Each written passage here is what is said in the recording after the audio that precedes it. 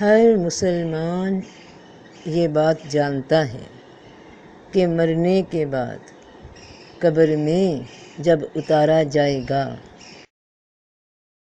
فرشتے منکر اور نکیر قبر میں اس انسان کے پاس جو میت ہوتا ہے آتے ہیں اور اس سے کہتے ہیں کہ تیرا رب کون ہے؟ وہ جواب دیتا ہے کہ میرا رب اللہ تعالیٰ ہے۔ پھر اس سے پوچھتے ہیں کہ تیرا دین کیا ہے؟ تو وہ جواب دے گا میرا دین اسلام ہے۔ پھر اسے کہتے ہیں کہ وہ جو تیرے پاس مبعوث کر کے بھیجا گیا وہ کون ہے؟ وہ جواب میں کہتا ہے کہ وہ اللہ تعالیٰ کے رسول صلی اللہ علیہ وسلم ہیں۔ تو بہن بھائیوں، بیٹے بیٹیوں، منکر نکیر اور ان کے سوالوں کے متعلق آپ سب جانتے ہیں کہ قبر میں یہی 3 سوال پوچھے جائیں گے۔ تو ذرا اب غور کرنا اور مجھے بتانا کہ کوئی شیعہ ہو یا سنی، کوئی بریلوی ہو یا دیوبندی، کوئی نقش بندی ہو یا سہروردی، کوئی مغل ہو، پٹھان ہو، سید ہو، گجر ہو یا ارائی ہو، یعنی کوئی بھی ذات ہو، کوئی بھی مسلک ہو، کوئی بھی سلسلہ ہو، کوئی بھی عقیدہ ہو، کیا کوئی انکار کرتا ہے کہ منکر نکیر یہ 3 سوال قبر میں نہیں پوچھیں گے؟ اور کیا آپ نے غور کیا کہ یہ فرشتے قبر میں تم سے کیا پوچھنے والے ہیں؟ صرف یہی 3 سوال کہ تمہارا رب، تمہارا دین، تمہارا رسول کون ہے۔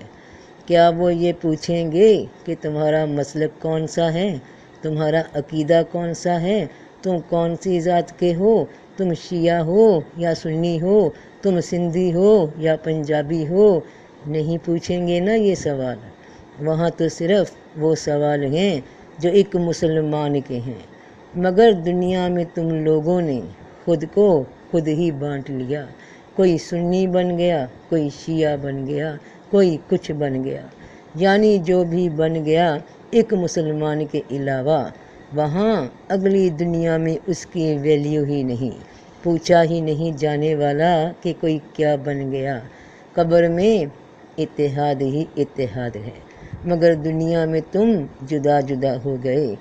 جواب دینا پڑے گا رب کو اس تفرقے کا، جواب دینا پڑے گا اس تفرقے کا، کیونکہ رب نے فرما دیا تھا، تم تک پیغام پہنچا دیا تھا، اور سب مل کر اللہ کی رسی مضبوط پکڑو اور فرقوں میں نہ بٹو، اور اللہ کا احسان اپنے اوپر یاد کرو جب کہ تم آپس میں دشمن تھے، پھر تمہارے دلوں میں الفت ڈال دی، پھر تم اس کے فضل سے بھائی بھائی ہو گئے، اور تم آگ کے گڑھے کے کنارے پر تھے، پھر تم کو اس سے نجات دی۔ اس طرح تم پر اللہ اپنی نشانیاں بیان کرتا ہے تاکہ تم ہدایت پاؤ۔ تو اسلام کے آنے سے پہلے زمانہ جہالت میں تم فرقوں میں ہی تو تھے، تو اللہ نے تمہیں اسلام کے نام پہ، سلامتی کے نام پہ بھائی بھائی بنایا تھا۔ تم تو آگ کے گڑھے کے کنارے پہ تھے، دوزخ کے کنارے پہ تھے، یعنی فرقوں میں بٹنے کو اللہ پاک آگ کا کنارہ کہتے ہیں، دوزخ کا دہانہ کہتے ہیں۔